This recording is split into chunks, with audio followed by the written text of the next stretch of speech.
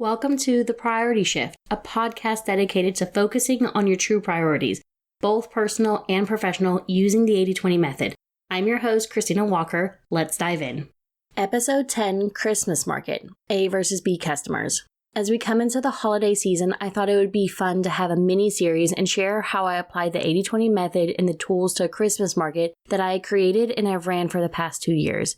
It's a great microcosm of how 80-20 can truly be applied in being a startup with limited capital and limited people helping. Join me as we kick it off and look at A versus B customers and how this actually applies in real situations. To give some context, I host one of the largest Christmas markets in our county, with anywhere between 100 to 130 vendors for the market, and over 3,000 visitors coming through the market to shop.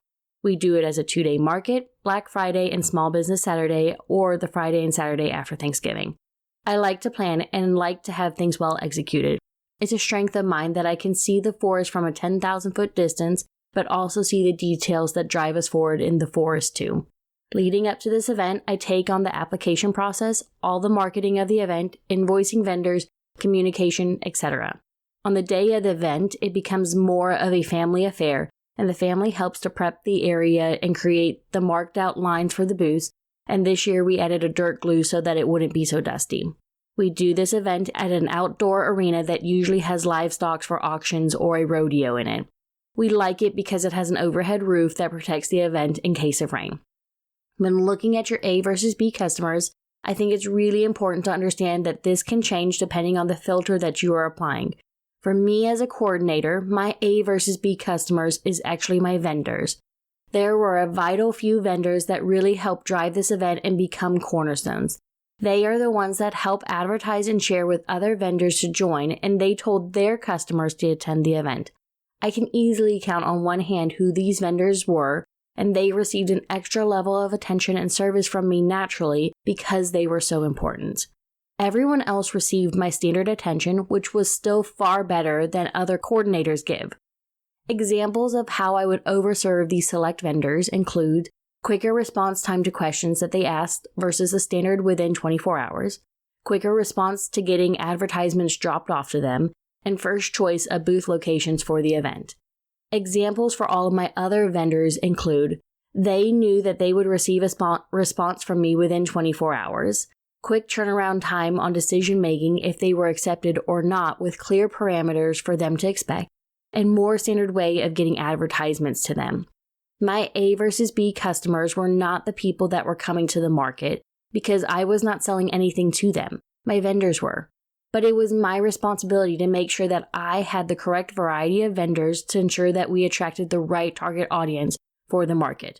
This includes ensuring that we had the majority of our items being local and handmade or hand-selected, think like boutique clothing, etc.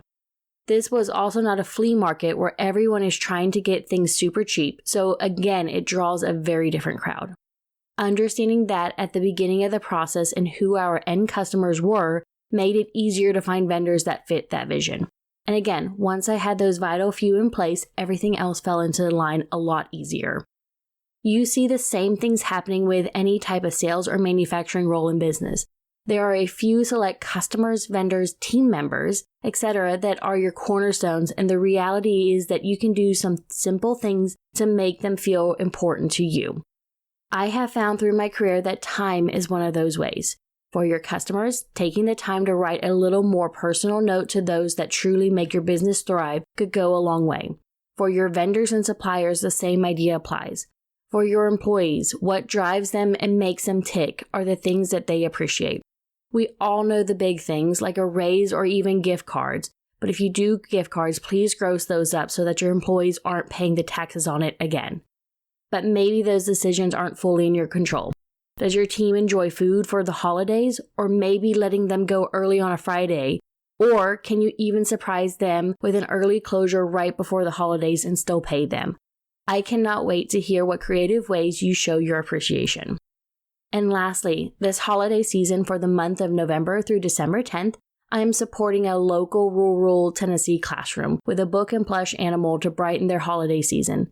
You listening to this podcast all the way through helps me achieve our goal to give to each child. All new consulting contracts supports this mission. And thank you to those 3 sponsors that have made it possible to fully fund one of those classrooms and allow us to bring more cheer with adding a second classroom to sponsor. One sponsor wished to remain anonymous, and our other sponsors are Rebecca Johnson and the Mills family. Thank you for your generosity in supporting our mission of making spirits bright. And if you would like to be a sponsor, please reach out to me for more information. Thanks for listening, and make sure to leave us a 5-star review on your favorite listening platform.